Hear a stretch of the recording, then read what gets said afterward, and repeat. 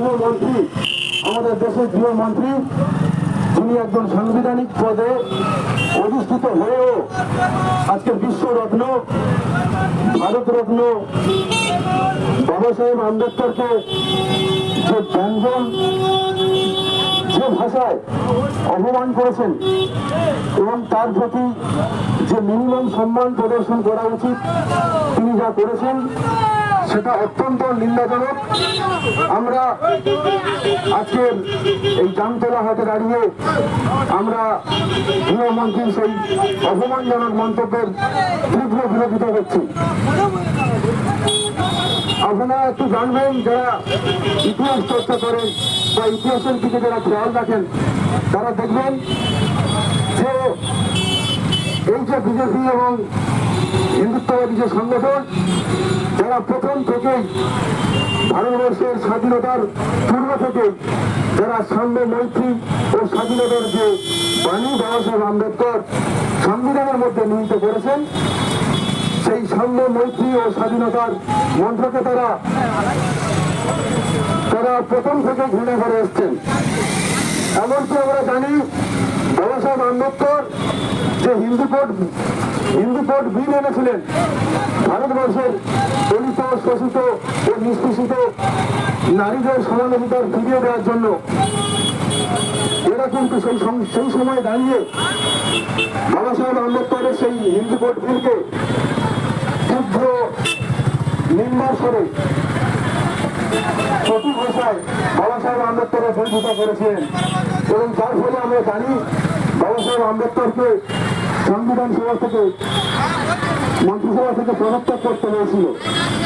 তো আজকে স্বাধীনতার 75 বছর পেরিয়ে গেলেও যারা আজকের বাবা সাহেব আম্বেদকরের নাম মেকিভাবে নিয়ে থাকে এবং যারা মেকিভাবে বাবা সাহেব আম্বেদকরের প্রতি ভালোবাসা দেখানোর জন্য যারা বাবা সাহেব আম্বেদকরের গলায় মালা দিয়ে থাকে, আজকের আমাদের বুঝতে হবে তারা যতই বাবা সাহেব আম্বেদকরের গলায় মালা দিন না কেন, যতই তারা বাবা সাহেব আম্বেদকরের মূর্তিতে পুষ্পার্ঘ নিবেদন করুক না কেন, তাদের সেই মনুবাদী, তাদের সেই ব্রাহ্মণ্যবাদী চিন্তা ভাবনার কোনোরূপ পরিবর্তন হয়নি।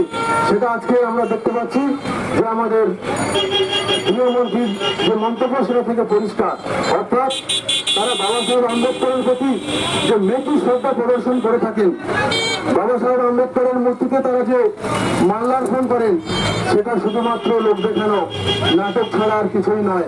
কারণ তারা ভোট রাজনীতির স্বার্থে তারা পরিষ্কারভাবে জানে এদেশের SC, ST, OBC তথা মূল নিবাসী মানুষ, যারা এদেশের সংখ্যায় 90%, তাদের ভোট ছাড়া তারা কোনোদিন ক্ষমতায় আসতে পারবে না। তাই তারা এই 90% মূল নিবাসী মানুষকে সন্তুষ্ট করার জন্য তাদেরই মহানায়ক বাবা সাহেব আম্বেদকরের প্রতি তারা মিথ্যে ও মেকি শ্রদ্ধা প্রদর্শন করে থাকে। আজকে আমরা দেখবো শুধু বিজেপি নয়, বহু ব্রাহ্মণ্যবাদী রাজনৈতিক দল বাবা সাহেব আম্বেদকরকে তাদের ভোট করার জন্য তারা ব্যবহার করে আসছে। তারাও বন্ধু দেখবেন আমাদের সরাসরি দিয়ে তারাও জয় ভীম স্লোগান দিচ্ছেন, জয় ভীম, জয় সংবিধান বলছেন। কিন্তু আমাদেরকে মনে রাখতে হবে তারা যতই জয় ভীম স্লোগান দিন না কেন, তারা কোনোদিন বাবা সাহেব আম্বেদকরকে ভালোবাসেন না, বাবা সাহেব আম্বেদকরের প্রতি শ্রদ্ধা নিবেদন করেন না এবং বাবা সাহেবের প্রতি তাদের সেই মনোবাদী চিন্তার কোন রকম পরিবর্তন হয়নি। তাই আজকের সময় এসেছে আমাদেরকে বুঝতে হবে জয় ভীম স্লোগান দিলেও তারা সত্যিকারের বাবা সাহেব আম্বেদকরের অনুগামী, তারা বাবা সাহেব আম্বেদকরকে শ্রদ্ধা প্রদর্শন করেন এবং তারা করেন না, সেটা আজকের আমাদেরকে বুঝে নিতে হবে। আজকের মূল নিবাসীদের আন্দোলনে যুক্ত হয়ে, মূল নিবাসীদের ভেঙে তারা যুক্ত হয়ে যতই জয় ভীম স্লোগান দিন না কেন, তারা আসলে বাবা সাহেব আম্বেদকরের বিরোধী। তারা বাবা সাহেব আম্বেদকরের লিখিত সমতার প্রতীক যে সংবিধান, সেই সংবিধানের বিরোধী। এটা আজকে আমরা স্পষ্ট দেখতে পাচ্ছি। আমরা বাবা সাহেব আম্বেদকরের এই অপমান কিছুতেই মানব না। পরিশেষে আমি কথা বলবো, শিক্ষা জানানোর সঙ্গে সঙ্গে আমি কথা বলবো, মাননীয় অমিত শাহ অমিত শাহকে অসংখ্য ধন্যবাদ। তিনি যে কাজটি করেছেন আমরা দেখবো যে সেই অতীতকাল থেকে মৌলবাদীরা বাবা সাহেব আম্বেদকর এবং তার সাম্যবাদী বিচারধারাকে তারা চোখে রাখার জন্য তারা সব রকম চেষ্টা চালিয়েছে। তো তাই আজকে আমি মাননীয় মন্ত্রীমশাইকে আমি ধন্যবাদ জানাবো এ কারণেই, কারণ তিনি আজকে বাবা সাহেব আম্বেদকরকে ভারতবর্ষ তথা পৃথিবীর প্রত্যেকটি কোণে পৌঁছে দিয়েছেন। ভারতবর্ষের প্রত্যেকটি প্রত্যন্ত অঞ্চল, প্রত্যেকটি গ্রাম, প্রত্যেকটি প্রত্যন্ত গ্রামাঞ্চল থেকে শুরু করে প্রত্যেকটি মূল্যাবাসীদের ঘরে ঘরে বাবা সাহেব আম্বেদকরকে পৌঁছে দিয়েছেন। তো তার আজকের এই সমালোচনার শুনে বাবা সাহেব আম্বেদকরকে আমরা যেখানে পৌঁছাতে পারিনি, তিনি আজকের বাবা সাহেব আম্বেদকরকে সেই সমস্ত জায়গায় পৌঁছে দিয়েছেন। তার জন্য তাকে আরো একবার আমি ধন্যবাদ জ্ঞাপন করছি। যাই হোক, বাবা সাহেব আম্বেদকর আজকের ভারতবর্ষের তথা পৃথিবীর এমন একজন রত্ন যাকে বাদ দিয়ে গোটা ভারতবর্ষ তথা বিশ্বের রাজনীতি সম্ভব নয়। আমরা দেখতে পাচ্ছি যে আজকের সংসদে দাঁড়িয়ে যে মনোবাদী কংগ্রেস যারা সারা জীবন ধরে বাবা সাহেব আম্বেদকরকে সম্মান দেননি, বাবা সাহেব আম্বেদকরের বিরোধিতা করেছেন, আজকে তারাও দেখছি সংসদে দাঁড়িয়ে বাবা সাহেব আম্বেদকরের মূর্তি নিয়ে এবং নীল রঙের টি শার্ট ও নীল রঙের শাড়ি পরে তারাও আজকের আম্বেদকর আম্বেদকর করছে। এটা দেখে আমরা হাসবো না কাঁদবো আমরা নিজেরাই বুঝতে পারছি না। তো যাই হোক, আমরা এটুকু বুঝতে পারছি বাবা সাহেব আম্বেদকরের সংবিধানের বিরোধীরাও কিন্তু আজকের বাবা সাহেব আম্বেদকর ছাড়া বাঁচতে পারছেন না। তাই বাবা সাহেব আম্বেদকরকে যারা যে সকল মনোবাদী শক্তিরা শুধুমাত্র দলিত নেতা ও দলিতদের উদ্ধারকর্তা বলে যারা চালিয়ে এসেছেন, আজকের কিন্তু নিজেদের অস্তিত্ব রক্ষার জন্য তারাও কিন্তু আজকের বাবা সাহেব আম্বেদকরের অনুসারী হয়েছে। বাবা সাহেব আম্বেদকরের মূর্তি ও বাবা সাহেব আম্বেদকরের প্রতিকৃতি নিয়ে তারা আজকে রাস্তায় নেমেছে। যাই হোক, আগামী দিনে বাবা সাহেব আম্বেদকর ছাড়া গোটা ভারতবর্ষের রাজনীতি, গোটা ভারতবর্ষের সমাজনীতি, গোটা ভারতবর্ষের সংবিধান কোনো কিছু চালানো সম্ভব নয়। তাই বাবা সাহেব আম্বেদকরকে আপনারা যতই অপমান করুন না কেন, যতই নিচু দেখানোর চেষ্টা করুন না কেন, বাবা সাহেব আম্বেদকরের বিচারধারাকে আপনারা যতই চেপে রাখার চেষ্টা করুন না কেন, সেটা কখনো সম্ভব নয়। কারণ ভারতবর্ষের বুকে বাবা সাহেবের যে সম্মান দেওয়া হয় তার থেকে বেশি সম্মান বাবা সাহেব পেয়ে থাকেন গোটা বিশ্বের বিভিন্ন উন্নয়নশীল দেশগুলিতে।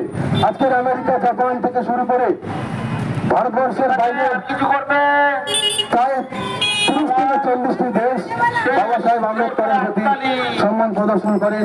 আজকের আমরা দেখতে পাবো বাবা সাহেব আম্বেদকরের মূর্তি যেখানে ভারতবর্ষে প্রতিনিয়ত ভাঙা ঘোরা চলছে, সেখানে দেখবো বিশ্বের বিভিন্ন দেশে প্রতিনিয়ত বাবা সাহেব আম্বেদকরের মূর্তি তৈরি চলছে। তাই বাবা সাহেব আম্বেদকরের মূর্তি ভেঙে হোক কিংবা বাবা সাহেব আম্বেদকরের বিচারধারাকে চেপে রেখে হোক কিংবা বাবা সাহেবকে ব্যক্তিগত আক্রমণ করে হোক, বাবা সাহেবকে চেপে রাখা যাবে না। আরো একটি বিষয় আপনারা জানবেন, আজকের ভারতবর্ষের যে নয়া সংসদ, সেই সংসদের সামনে বাবা সাহেব আম্বেদকরের যে মূর্তিটি ছিল, সেই মূর্তিটা কিন্তু কৌশলে মনোবাদীরা সরিয়ে তার থেকে আরো ছোট মূর্তি স্থাপন করে দিয়েছে। আমাদের দাবি বাবা সাহেব আম্বেদকরের মূর্তি যেখানে ছিল এবং যতটা উচ্চতার মূর্তি ছিল সেই মূর্তিকে সেই জায়গায় পুনঃস্থাপিত করতে হবে। এছাড়াও আজকের আমাদের এই আন্দোলনের মধ্যে আমাদের দাবি থাকছে যে আমাদের সংখ্যা আনুপাতিক ভাগিদারি দিতে হবে, অর্থাৎ জাতি জনগণনা করাতে হবে। জাতি জনগণনা ছাড়া ভারতবর্ষের সংবিধানের সম্পূর্ণ বাস্তবায়ন সম্ভব নয় এবং সংবিধানে উল্লেখিত যে সমান অধিকারের কথা বলা আছে, সে সমান অধিকার কখনো বাস্তবে ফলপ্রসূ হতে পারে না যদি না জাতি গণনা করানো যায়। তাই আজকের আমরা এই আন্দোলনের মধ্যে আমরা সমগ্র দেশবাসীকে এই বার্তা দিতে চাইছি যে আমাদের জাতিভিত্তিক জনগণনা করাতে হবে এবং সংখ্যা আনুপাতিক প্রত্যেককে সমান ভাগিদারি দিতে হবে। এছাড়া আমরা জানি আমাদের এসসি এসটি ওবিসি তথা সমগ্র মূল নিবাসী মানুষদের যে গণতান্ত্রিক অধিকার বাবা সাহেব আম্বেদকর আমাদেরকে দিয়ে গেছিলেন, সেই অধিকার আজকের আমরা দেখতে পাচ্ছি প্রতিনিয়ত উল্লঙ্ঘিত হচ্ছে। কিসের মাধ্যমে? সেটা কেবলমাত্র ইভিএমের মাধ্যমে। তাই আমরা এই ইভিএম চাই না, আমরা চাই আমাদের ব্যালট পেপারে আমাদের গণতান্ত্রিক অধিকার আমরা প্রয়োগ করবো তাই এই ধরনের সরকার আর নেই দরকার। ইভিএম বন্ধ হোক, ভারতবর্ষের সংবিধান এবং ভারতবর্ষের গণতন্ত্র আবার স্বমহিমায় এসে প্রতিষ্ঠিত হোক, এই দাবি রেখে আজকের আমরা এখানে আমাদের আন্দোলন এবং আমার বক্তব্য শেষ করছি।